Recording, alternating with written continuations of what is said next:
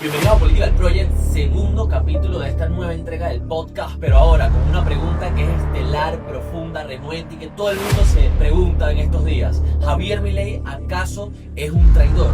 Y justamente lo que queremos debatir sobre ello no es si uno considera, si tienen esa percepción desde hace tiempo, sino que si esa puede ser alguna de las razones por las que perdió las elecciones en la provincia de Buenos Aires. Es un tema bastante picante del día de hoy.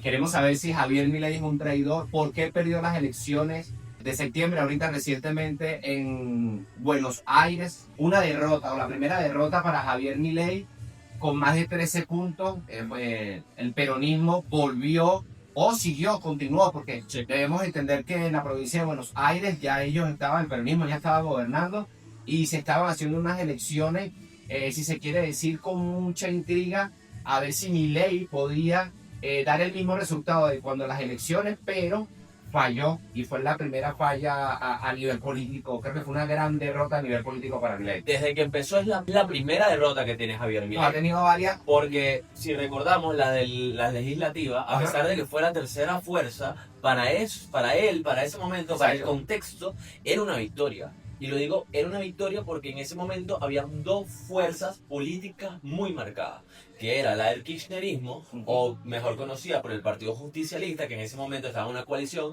que se llamaba Frente de Todos, o en el caso contrario, que era la supuesta oposición, que era la que lideraba Macri, Patricia Bullrich, entre otros, que básicamente era aquella coalición que se llamaba Juntos por el Cambio. Que lograron ganar unas elecciones, estuvieron durante un periodo, pero... Desde el 2015. Exacto, y, bueno, no se lograron los objetivos, realmente volvieron los fenómenos o los fantasmas, disculpen, del Fondo Monetario Internacional para la población argentina. Y bueno, lastimosamente, posterior a Macri, que fue el presidente en ese momento, vino en el 2019 Alberto Fernández. Y con él la vicepresidente Cristina Fernández de Kirchner. Entonces, ahí nuevamente retoma el peronismo. Pero, ¿qué pasa con esto? Como te dije, una tercera fuerza se consolida en las elecciones legislativas, empieza Javier Milei a ser un legislador, y en ese caso es una victoria, a pesar de que quedas en tercero, es una victoria. Porque si no tenía un patrón electoral, no tienes maquinaria diseñado, exacto. No tienes, estaban empezando de cero, se pudiera decir así. Básicamente, y logra ese hecho histórico, ¿no? Ahora, después ganas la presidencia, cuando vienes de ser un profesor, muchos te trataban de loco, de que eras una persona que simplemente te invitaban por show, se burlaban de ti, etc. Y ganas la presidencia. ¿Cómo el peronismo retorna nuevamente a tener el poder o no dejan el poder? Porque es importante también remarcarlo. En Buenos Aires, per se, el peronismo siempre ha gobernado. O sea, han tenido, creo que...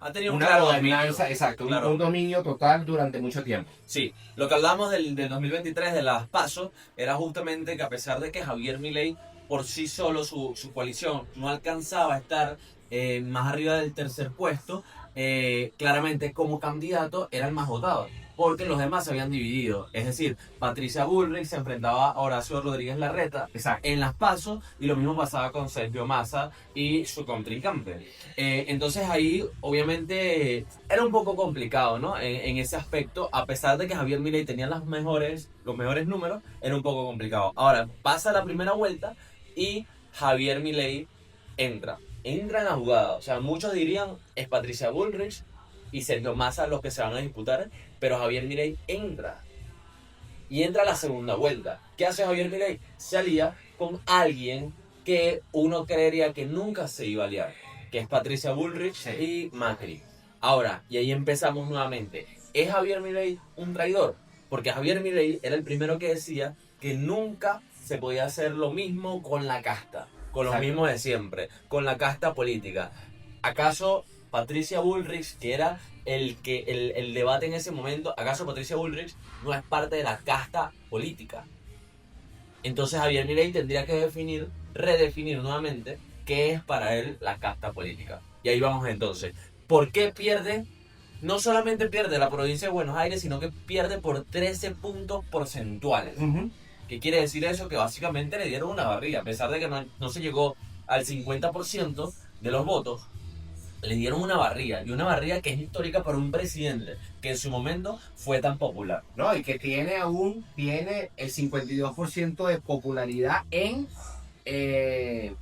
gestión positiva, si se pudiera decir así. O sea, Milei ha mantenido su gestión positiva en cuanto a las encuestas del 52%. Ojo, hay que verificar dónde se están haciendo esas encuestas, porque si tú mantienes todavía un perfil positivo en cuanto a tu gobernabilidad, ¿por qué pierdes las elecciones? Entonces las encuestas no están al 100% adecuadas o están diciendo la realidad de lo que piensa la comunidad argentina. Te voy a decir por qué, o por qué pienso yo, empezando por ahí. Porque hay un personalismo político en Latinoamérica que se ha vuelto muy predominante.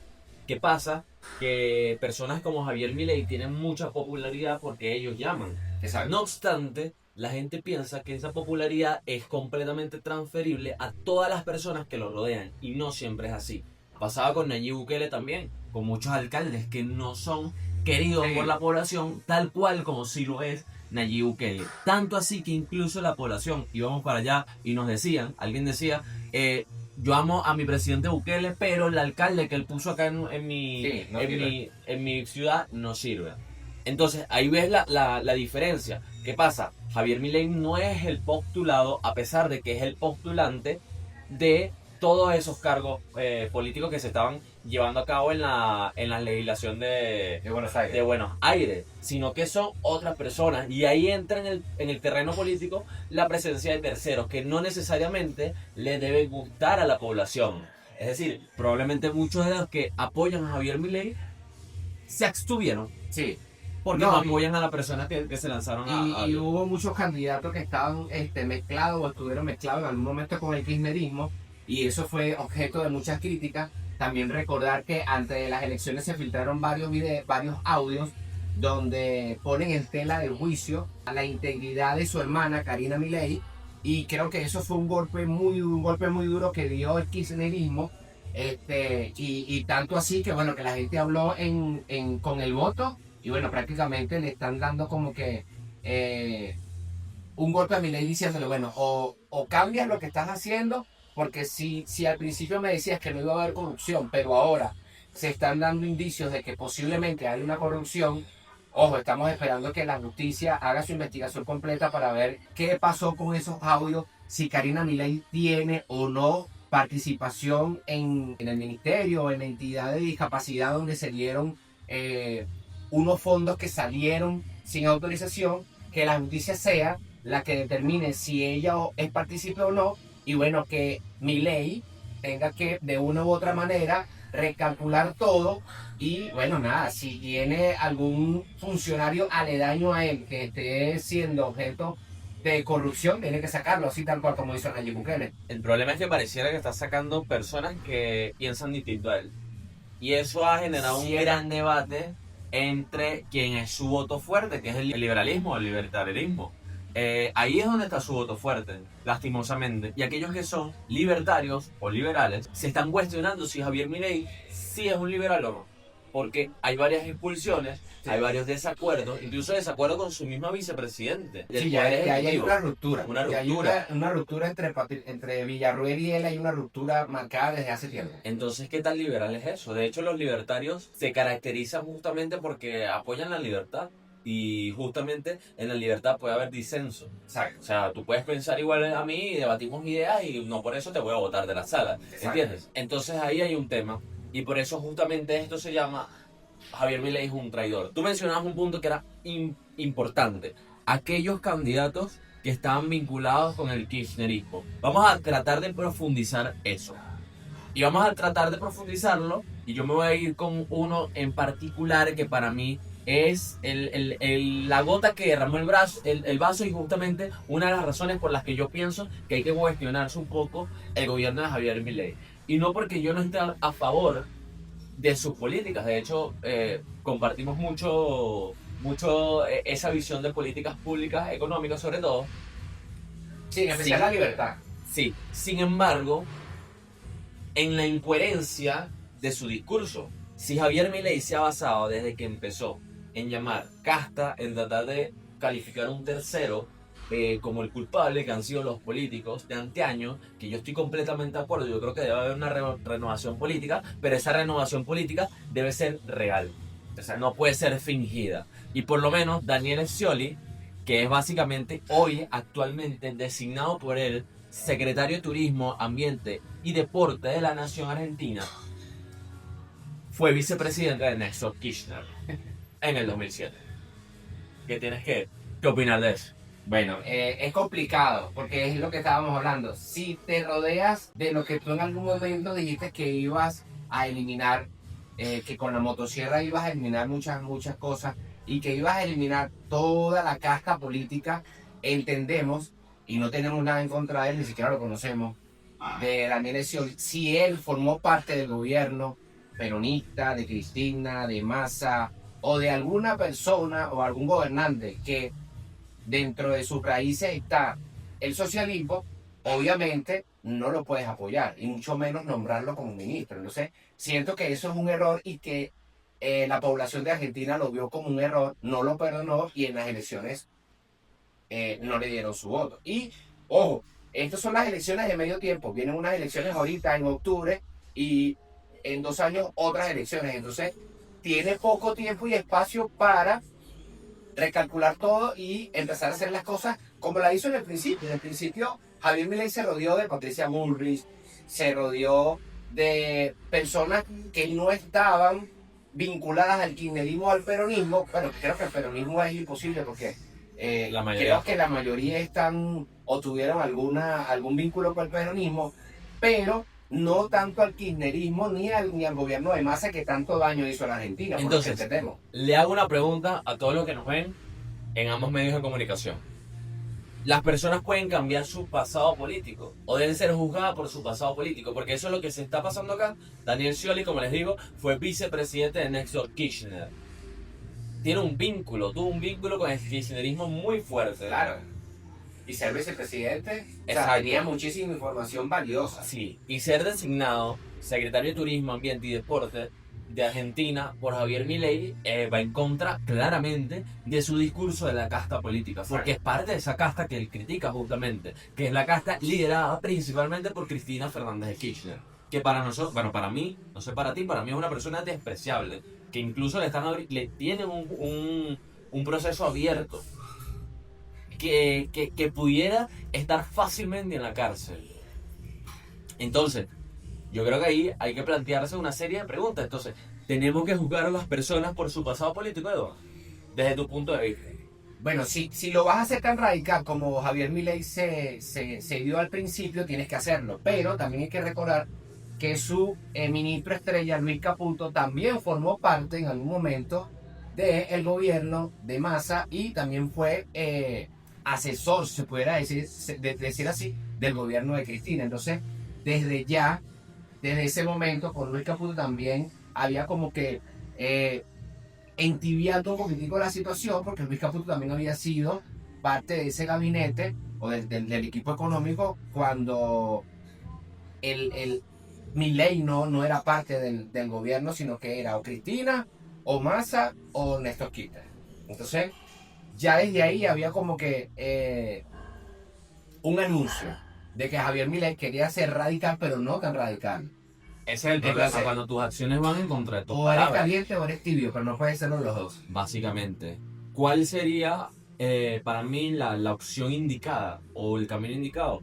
Bueno, ser realista. Exacto. Y transmitir esa realidad. El punto es que, bueno, necesitas algunos expertos que seguramente tuvieron un pasado político, porque, bueno, no existía tu fuerza y ahora sí están a favor de tu fuerza. O sea, eso puede pasar. También puede pasar el caso contrario, que simplemente son oportunistas.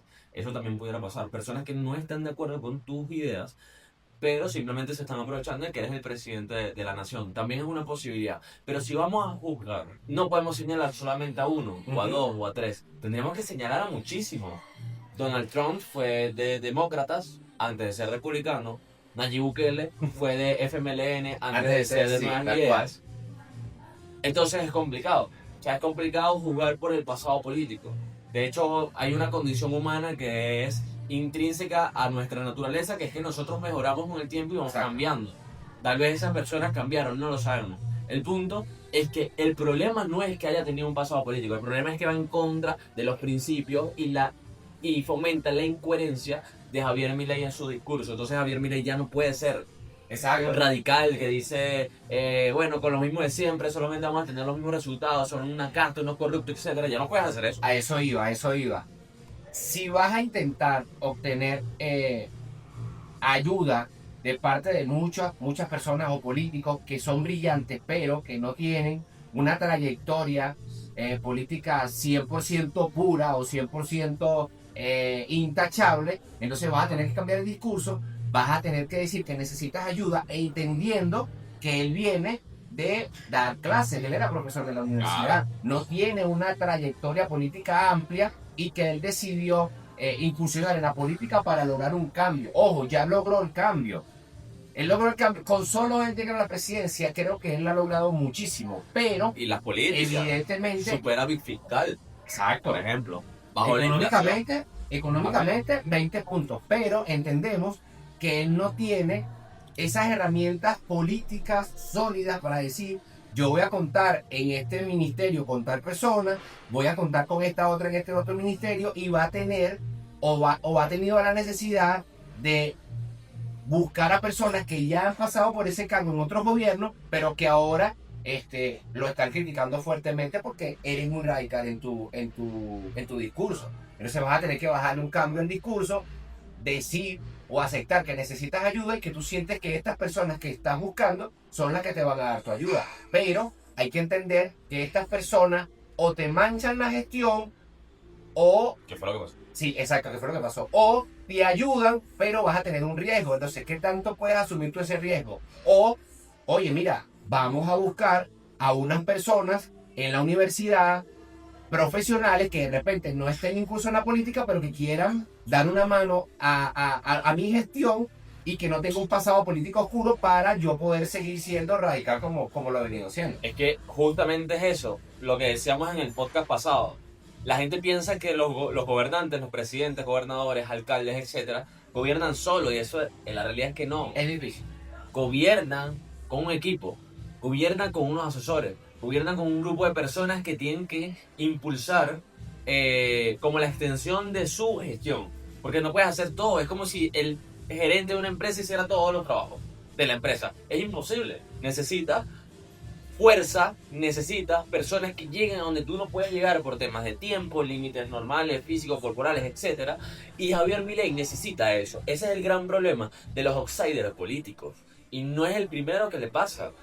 Han habido muchos que, claro, como son outsiders políticos, tienen menos trayectoria, tienen menos personas ligadas a su militancia, tienen menos maquinaria y entonces tienen que pescar en mares que no corresponden al propio suyo y que seguramente no tienen los mismos ideales, porque yo no creo que el vicepresidente de Néstor Kirchner en ese periodo, el primer periodo de los Kirchner en la presidencia de la República Argentina, tenga las mismas ideas que Javier Milei, que es un liberal libertario de derecha, que se considera, él incluso lo ha dicho, se considera extrema derecha. Entonces yo creo que esas ideas no compaginan entre ambos.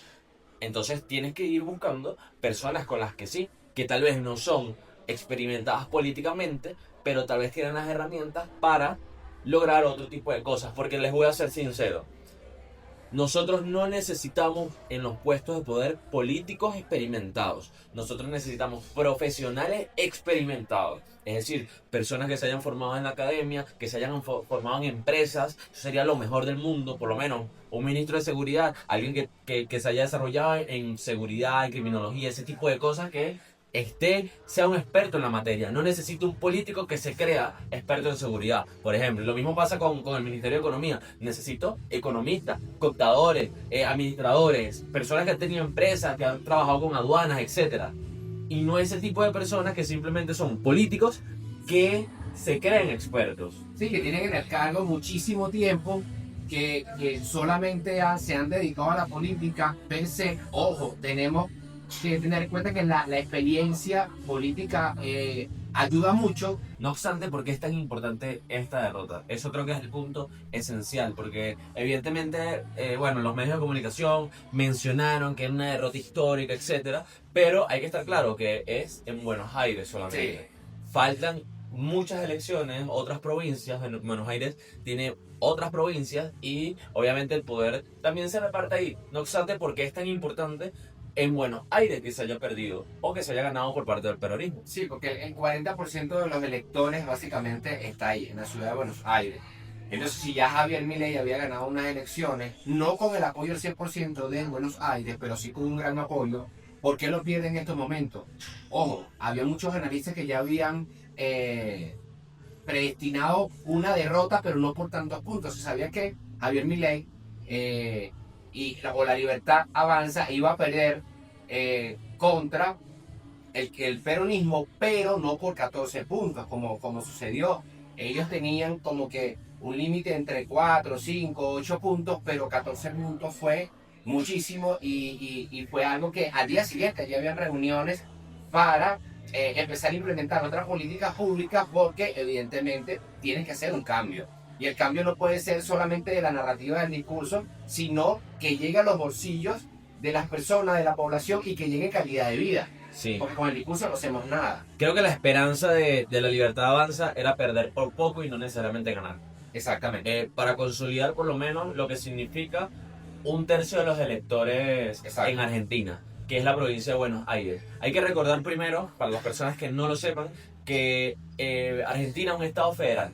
Esto quiere decir que el gobierno central no necesariamente tiene potestad de hacer todo lo que se le plazca, sino que depende mucho de las provincias, que en nuestro caso, para los venezolanos, serían como los estados. Exacto. ¿Qué pasa cuando pasa esto? Que evidentemente en cada provincia se constituye en dos fuertes, que sería la legislatura provincial y el senado provincial. Uh-huh. Esto en materia legislativa. Esto quiere decir que se aprueban presupuestos, que se aprueban leyes, que se derogan, etcétera, y que estas incluso tienen mayores repercusiones que las centrales. Entonces, el peronismo con esta mayoría pudiera impulsar leyes que vayan en contra de la que quiere impulsar Javier Milei, y eso limita el poder de Javier Milei. Lo que en materia política es básicamente generar barreras para la gobernabilidad. Es decir, al presidente se le hace mucho más fácil poder gobernar cuando los gobernadores, cuando los alcaldes están a su favor que cuando están en contra. Y sobre todo un estado federal. No, y le van a aprobar las leyes que están impulsando, que bueno, a pesar de que en estos últimos 2 años de gestión de Javier Milei han aprobado varias leyes, hay otras que han sido rechazadas porque no tiene ese respaldo completo, ni en el Senado ni en diputados. Claro. Y lo otro importante es que el riesgo país aumentó después de las elecciones, casi 40 puntos por encima del riesgo país, y cuando tienes un riesgo país muy elevado, obviamente no vas a tener inversión, no vas a tener otros países aliados que quieran invertir en tu país, porque obviamente eso se puede dar un cambio, y si regresa el peronismo, el socialismo per se a la Argentina, yo como inversionista digo, voy a poner mi inversión, nada hago con ir allá a invertir mi dinero si en cuatro años lo voy a perder nuevamente. De hecho, muchos mencionan esta elección como un plebiscito. Eso. Para verificar si Javier Milei está haciendo las cosas bien o no. Y efectivamente, para la percepción de lo que se está dando en Buenos Aires, es que no. Uh-huh. Y lo peor es que hablábamos anteriormente, les decía el tema de derogar o aprobar leyes a nivel provincial, y que bueno, Javier Milei con este resultado va a tener que negociar mucho. Ahora, ¿qué pasa? Cuando gana el kirchnerismo y le gana casualmente al gobierno central, que es el de derecha, que es la Libertad Avanza, quiere decir que los dos polos ganaron. Uno tiene el poder en el gobierno central y otro tiene en la provincia. ¿Qué quiere decir esto? Que entre más extremos es más difícil negociar. Exactamente. Podrían haber negociado más si el PRO se hubiese lanzado independiente y fueran los ganadores. Hubiesen negociado más, que de hecho fue lo que pasó en el Congreso. Javier Milei logró negociar muchas cosas en el Congreso porque estaba el PRO. O por lo menos las facciones más conservadoras y más de derecha o de centro derecha del PRO. Pudo negociar más. Pero ¿cómo negocian con el kirchnerismo que las personas de más de derecha, por lo menos en las PASO del 2023, las personas de más de derecha del kirchnerismo, que se postuló era Sergio Massa, imagínate, Exactamente. que es Pero alguien de ahora hay una izquierda. figura nueva que es Kicillof.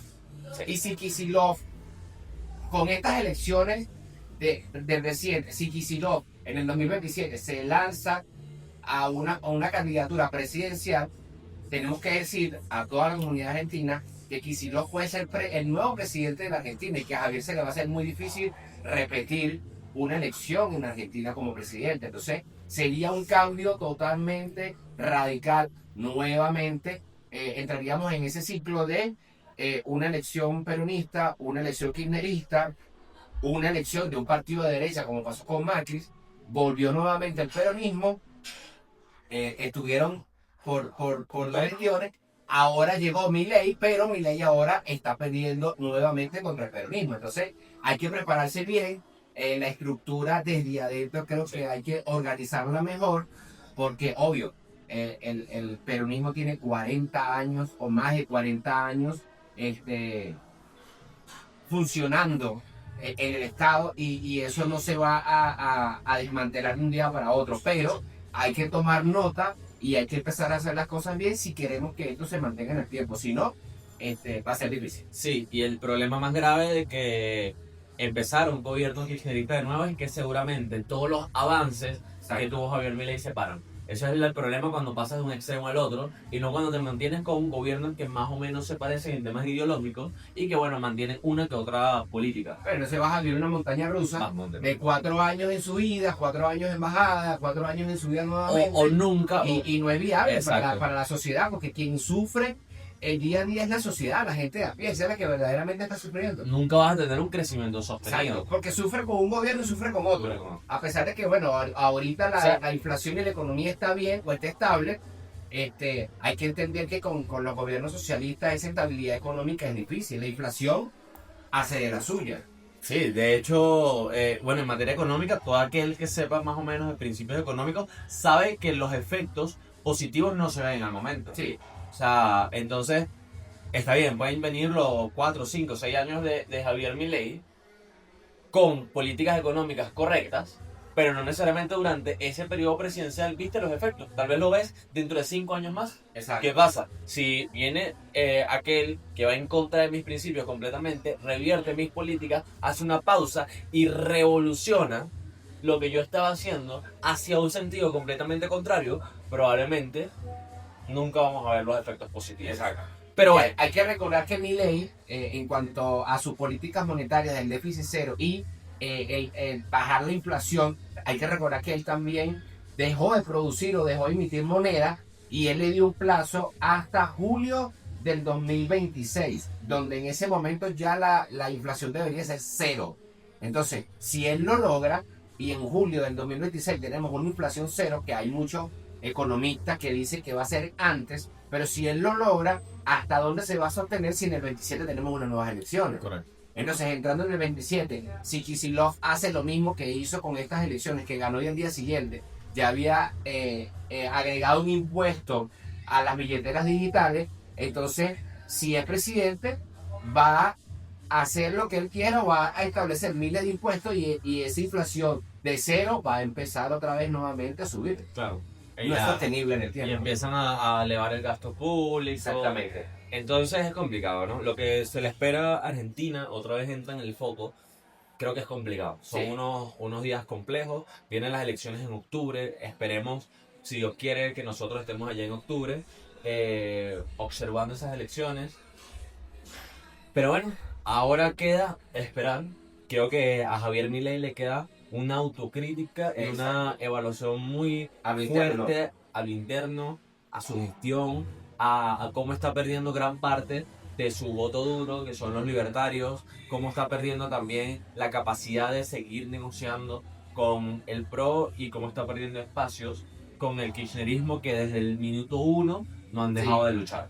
Sí. Pero ahora les toca a ustedes. Díganos qué opinan sobre el tema de Javier Milei. ¿Acaso realmente es un traidor, es un corrupto, aquel que está metiendo a personas a dedos, que están vinculados con el kirchnerismo, que está metiendo en su casa a quienes eran los culpables de del declive en Argentina o no. Déjanos en los comentarios, suscríbete, dale like y espera el tercer podcast que viene mucho más picante que este. En verdad ha sido un honor, Edward. No sé si quieres decirlo a la gente. No, bueno, que nos pongan abajo en la descripción los comentarios, que nos sigan en las redes sociales, TikTok, Instagram y YouTube, muy importante en YouTube, que esa comunidad siga creciendo. Y bueno, nos den recomendaciones de qué otros capítulos les gustaría escuchar. Ya a la próxima semana venimos con un tercer capítulo que será también muy picante, pero queremos escucharlo ustedes y que nos den alguna recomendación de algún análisis que quieran que hagamos desde este espacio. Entonces, Political Project está de vuelta y vamos a seguir acá haciendo contenido para ustedes.